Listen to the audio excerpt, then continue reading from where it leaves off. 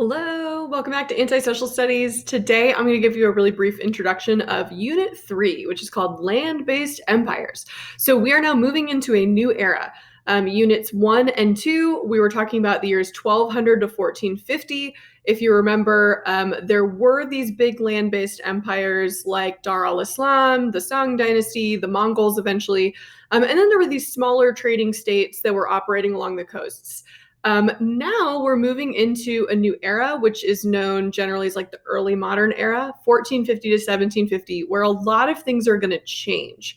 However, Unit 3 is not about change. Unit 3 is about things staying the same. It's about continuity. It's essentially asking, okay, how did these massive land-based empires gain and maintain and sometimes lose power? And for the most part, they're going to be continuing a lot of the strategies that we've seen in Unit 0, in like the pre-1200 states, and in the states that they're kind of taking over for. So first, let's look at what we're talking about here. So what we're really talking about in terms of big land-based empires is we're talking about the new Dar al-Islam is kind of the way you could think about it, which is the Ottoman Empire. There's also going to be some other Islamic empires that come about in Iran, the Safavids, and in South Asia, the Mughals. We have the Ming dynasty that takes back control from the Mongols. They're then going to get conquered. Spoiler alert in this time period. We're seeing the rise of a new Russian state after they kind of threw off the Mongols. And we're also talking about what's going on over in the Americas. Although in Unit 3, we're really, Unit 3 has no chronology. Unit 3 is like Unit 1. We're basically just hopping around and looking to see how are different land-based empires gaining and maintaining power. So in Unit 3, you're going to read about like the Aztecs, and you might also read about the Spanish, control of Latin America, even though obviously those two things weren't happening at the same time. Because again, Unit 3 has no chronology. It's just asking a few basic questions.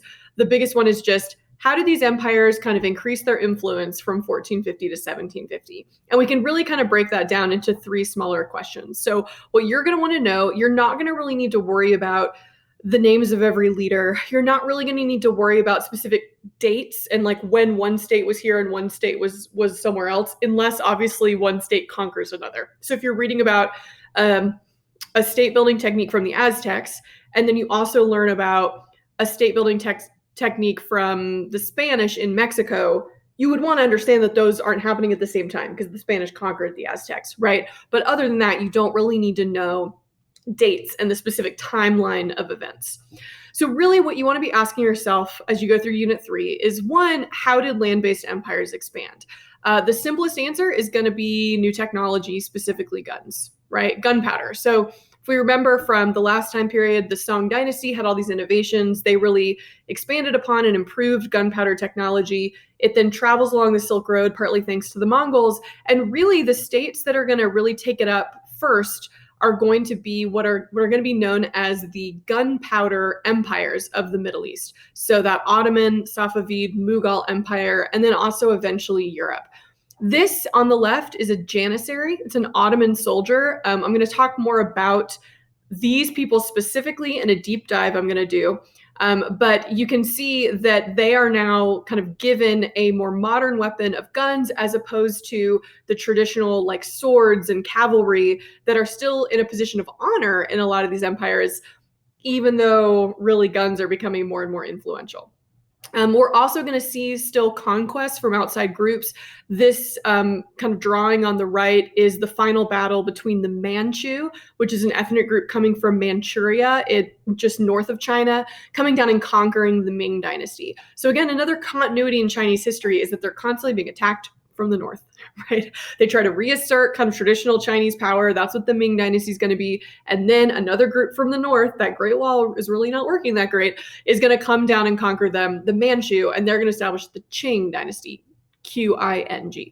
Okay, so we have new technology. We have groups kind of conquering other places. Obviously, the conquest of the Americas is going to come into here as well. The second is, how did rulers legitimize and consolidate their power when they're controlling these vast empires? And we're going to see, again, a lot of these are really the same techniques as before. They're just getting a little more advanced and a little more modern. So For one, we have a unique system that I'm going to do a whole deep dive video on in the Ottoman Empire, which is called Devshirme. The Devshirme system, I might be saying that wrong, and I'll look it up before I do the deep dive. The Devshirme system is really unique, where basically they take conquered people. They take the sons of conquered people and they incorporate them into the Ottoman Empire as bureaucrats or janissaries, those soldiers, or so on and so forth. I'm going to talk a lot more about that because it's really unique and it's often misunderstood. We're also going to see the rise of what are sometimes called theater states. These are when you think of like European kings and queens in history, this is kind of the time period you're thinking of. This is like the height of absolute monarchy. This is Versailles. The palace at Versailles gets built during this time as a show of the power of the King of France. We're also going to see the continuation of tribute systems like we saw with China. This is an Aztec tribute roll where essentially they conquer places and then say, we'll kind of leave you alone as long as you send us the things and crops and goods and sometimes people for human sacrifice that we need. So again, you should be noticing that a lot of these questions and even the answers are relatively similar to what we talked about in Unit 1. You're just needing to understand the new states and like the new version of whatever technique they're using. The last thing that's included in Unit 3 is a lot of conflict and change within belief systems. So this is also the time period when we're really starting to see a lot of the breakup of the Christian church. For example, we're starting to see the formation of new religions and a series of really intense wars over various branches of religion. So you're going to read about the Protestant Reformation, right, which is when Martin Luther breaks away from the Catholic Church. And that's going to create a ton of chaos and warfare in Europe.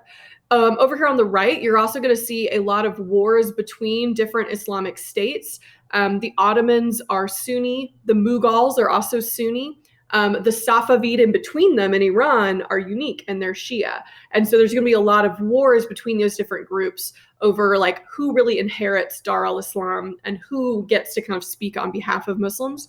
But on the flip side, you're also going to see the creation of new religions. So this is a depiction of the founder of Sikhism, which is going to kind of rise up in this time period in like kind of northwest South Asia, modern day sort of Pakistan and Kashmir, which is going to be a combination of Islam and Hinduism. And so again, this is also a period of a lot of flux and change for religions, mostly a lot of religious wars, kind of fighting it out about Catholics versus Protestants or Sunni versus Shia, but then also the creation of some new syncretic belief systems as well, which we'll also see in Latin America with the creation of Latin American Catholicism, which is going to be very different from European Catholicism. So those are the three main questions. Again, for this time period, you do not need to be worrying about like exactly in what year these different things happened. It's the same as Unit 1. It's sort of a roll call where we're looking around and seeing, okay, what new empires are here and states are here and how are they gaining and maintaining power? Then when we get to Unit 4, we're going to talk about how they interacted with each other, which means the conquest of the Americas, exploration, all that sort of stuff. Okay, thanks and good luck in WHAP.